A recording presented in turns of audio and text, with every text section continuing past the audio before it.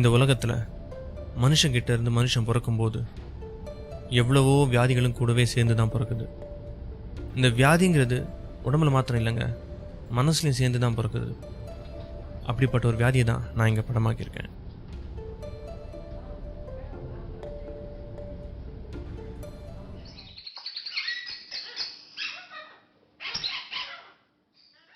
அப்பா, நீங்கள் ஆசைப்பட்ட மாதிரியே என் மகன் கதிருக்கும் தங்கச்சி பூங்கொடி மாவ கவிதாவுக்கும் கல்யாணம் கட்டி வச்சிட்டேன்.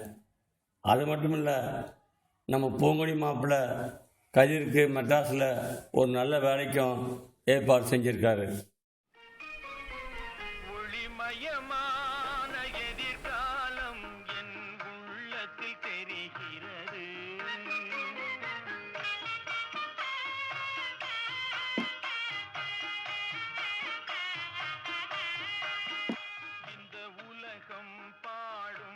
இன்னிலேருந்து டியூட்டியில் ஜாயின் பண்ணுறல? ஆமாத்தா, இன்னைக்கு தான்.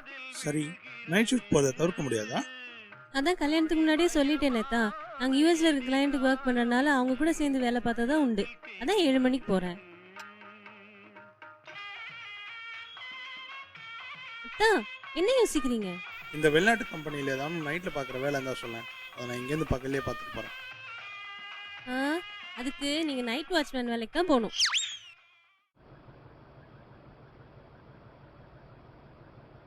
கவிதா, என் பேனாவை பார்த்தியா? எந்த பேனா செய்றீங்க? அதாம்மா, என் கை வச்ச பேனா. ஜோ, எக்ஸ்ட்ரா இருக்கு, அது எதுக்கு செய்றீங்க? உங்ககிட்ட தான் இருக்கா? இதை வச்சு தான் 2 வருஷமா முதுகு சொல்லிங்க. கொஞ்சம் பேனா தெரியா? டோன் நிமிஷம் இந்தாங்க. என்னத்தான் இன்னும் டைரி எழுதுற பழக்கத்தை விடலையா? என்ன, படிக்காத மாப்பிள்ளைன்னு சொல்றவங்களுக்கு எல்லாம் இதை பார்த்தா எதை படிக்க தெரியும்னு தெரிஞ்சுக்கணும். ஆரம்பிச்சிட்டீங்களா மறுபடியும் மொக்கைய? எனக்கு ஃபோன் அடிக்குது, நான் கிளம்புறேன். ஹலோ கவி.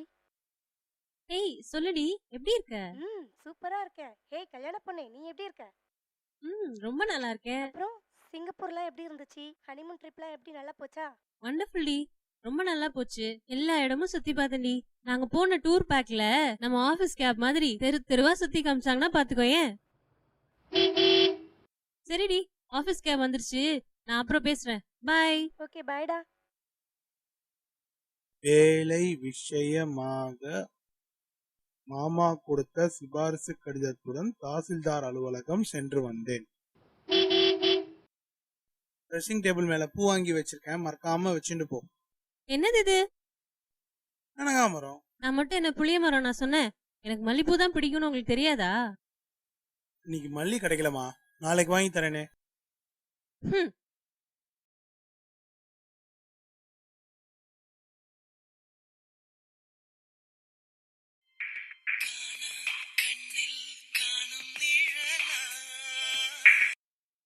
ஏய் கேப் வந்துருச்சு, நான் கேப் ஏறிட்டு பேசுறேன்டா.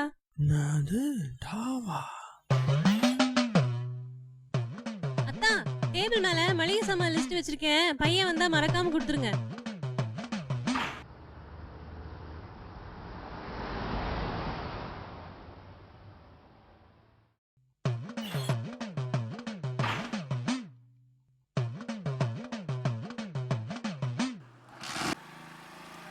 ஹலோ பிரதர், எங்க அவசரமா கிளம்புறீங்க? யமுனை பார்க்கறதுக்கா?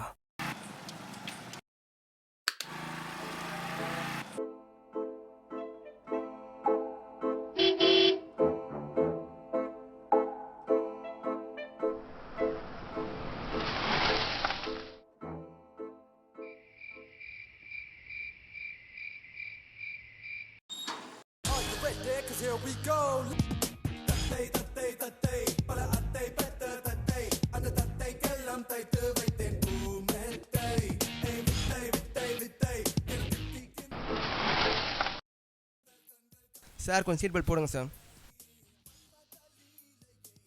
ஸ்டக்கா இருக்கு, வரல சார். கொஞ்சம் நல்லா இழுத்து பாருங்க சார்.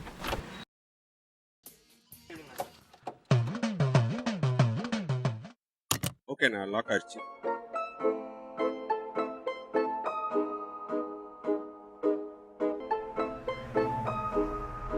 ஒரு நிமிஷம் இருங்க, காலைல பூ வைக்கணும், வாங்கிட்டு வந்துடுறேன். இங்கே தானே இருக்கு, கொடுங்க, நானே போய் வாங்கிட்டு வந்துடுறேன்.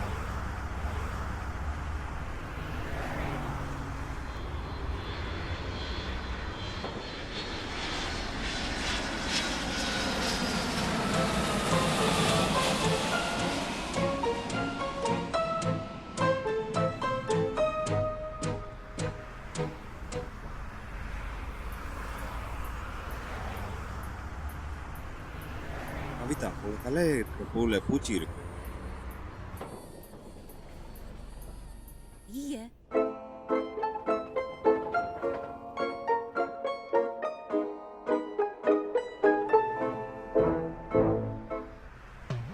என்னது இது? கனகாமரம். நான் மட்டும் என்ன புளிய மரம் நான் சொன்னேன்.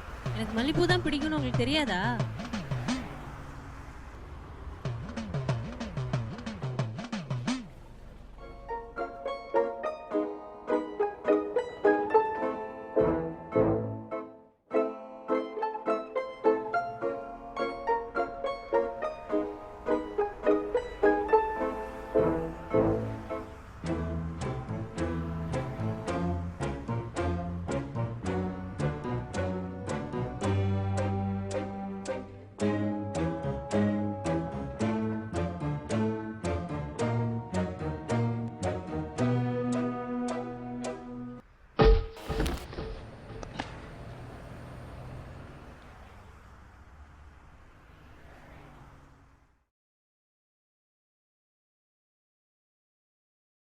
ஏன் பிறந்தாய் மகனே ஏன் பிறந்தாயோ இல்லை ஒரு பிள்ளை என்று ஏங்குவோர் பலர் இருக்க இங்கு வந்து ஏன் ஹலோ மாமா, தாத்தா ஆசைப்பட்ட ஒரே காரணத்துக்காக உங்க மகனை கல்யாணம் பண்ணிட்டேன். ஆனா இப்படி ஒரு சந்தேக பேர்வையோட என்னால வாழ முடியாது. என்னால சத்தியமா வாழ முடியாது மாமா. நான் டைவர்ஸ் பண்ண போறேன்.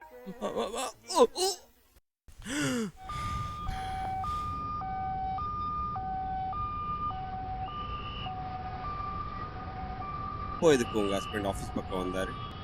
கல்யாணம் ஆகி இது வரைக்கும் நாங்க பிரிஞ்சதே இல்லை. இன்னைக்கு தான் முதல்ல ஆஃபீஸ் ஜாயின் பண்ணதுனால பிரிகிறோம். ஒருவேளை என்னை பார்க்காம இருக்க முடியாததுனால வந்திருப்பாரு. அஜய், இந்த மெடிசின்ஸ் கொஞ்சம் வாங்கிட்டு வந்துடுறியா? சாரி. பைசா இருக்கா? இருக்கு இருக்கு. ஒன்றும் கவலைப்படாதீங்க கவிதா.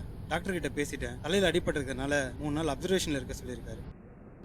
நான் வேணா இன்னைக்கு இருந்து பார்த்துக்கிறேன். அஜய் வந்து நாளைக்கு பார்த்துக்கிறேன்.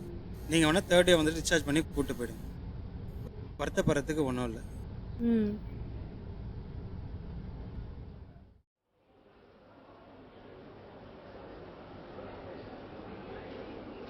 Hello doctor. என்ன கவிதா, கிளம்பியாச்சா? சீஃப் டாக்டர் பார்த்து ஓகே சொல்லிட்டாங்க. அதனால தான் கிளம்புறோம். சரி, எப்படி போவீங்க? ஃப்ரெண்ட்ஸ் வெயிட் பண்ணிட்டு இருக்காங்க வெளியே. ஓகே கதிர், உடம்ப நல்லா பார்த்துக்கோங்க, மைண்டை ரிலாக்ஸ்டாக வச்சுக்கோங்க. Take care. Okay doctor. Kavitha, சொல்லுங்க டாக்டர். அன்னைக்கு கதிருக்கு சிடி ஸ்கேன் பண்ணும்போது அவருடைய செயினை கழட்டி உங்கள் ரிலேட்டிவ் வீட்டு கொடுத்துருந்தேன், வாங்கிட்டீங்களா? வாங்கிட்டேன் டாக்டர். அவங்க ரிலேட்டிவ்ஸ் கிடையாது, என்னுடைய ஆஃபீஸ் கொலீக்ஸ். அண்ணன் தம்பி கூட உதவ யோசிக்கிற அந்த காலத்தில் ஆஃபீஸ் கலீக்ஸ் உதவுறாங்களா? It's nice to hear. அதெல்லாம் சரி, அந்த ராத்திரில அவங்க வந்ததுக்கு அவன் பொண்டாட்டி கொஞ்சம் கூட சந்தேகம் வரல. ஹலோ, கட்டின மனைவிக்கே அதை பற்றி சந்தேகம் வரல, உங்களுக்கு ஏங்க இந்த சந்தேகம்? முதல்ல இந்த சந்தேகன்ற மனநோய் அடிச்சு தோர்த்தங்க, இல்லாட்டி அது ஒரு உயிர்கொல்லியாகவே மாறிடும்.